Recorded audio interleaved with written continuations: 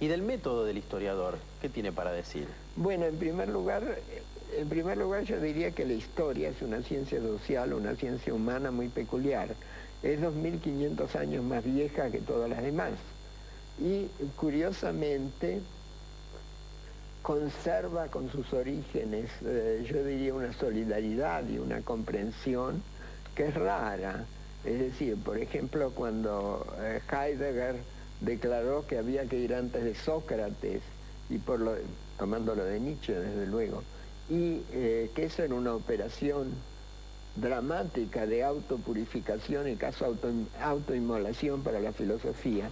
En la historia, uno lee Tucídides, que es anterior a Sócrates, diríamos, es contemporáneo ideológicamente de los sofistas, y realmente no siente que está leyendo algo tan distinto de lo que se hace ahora. Hay algunos, diríamos, recursos retóricos que ya no se hacen, por ejemplo, los discursos. El discurso es en el cual el historiador dice lo que piensa poniéndolo en boca de otro. Básicamente hace que, por ejemplo, Pericles explique por qué hace lo que hace por medio de un discurso que probablemente, desde luego, nunca pronunció así.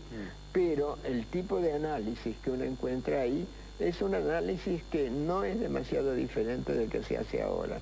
De tal manera eso crea un problema en cuanto a qué se define como método. Yo diría que aquí hay dos aspectos. El método de investigación de los materiales, que se codificó relativamente tarde, se codificó en el siglo XIX, pero en realidad es una transposición al campo de la indagación histórica del método filológico que había comenzado a elaborarse desde el Renacimiento. Y eso es lo que se entiende por método histórico, tal como se estudiaba cuando yo empecé a estudiar historia. Existía una asignatura que en algún momento de desesperación me pareció que era necesario restaurar, que se llamaba Introducción a la Historia. Y en Introducción a la Historia había, la mitad de la Introducción a la Historia era la introducción al método histórico, entendido de esa manera. Fuentes, clasificación de las fuentes, ciencias auxiliares, etc. Todo eso es una creación relativamente reciente, claro, y creó nuevos criterios de validación que lo único que hacen es decir qué materiales están listos para ser usados por el historiador. Y hay otro aspecto mucho más complicado del método, es qué significa trabajar con esos materiales.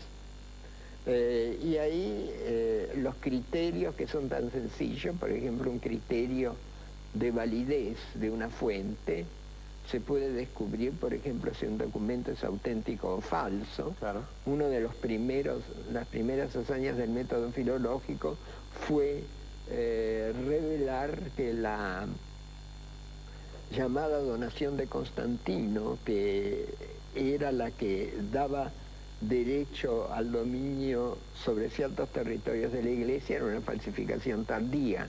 Eso es complicado, pero relativamente sencillo en relación con el problema de qué significa que en cierto momento se haya falsificado ese documento. Claro. Y es ahí donde empieza, para mí, el aspecto más interesante del trabajo histórico.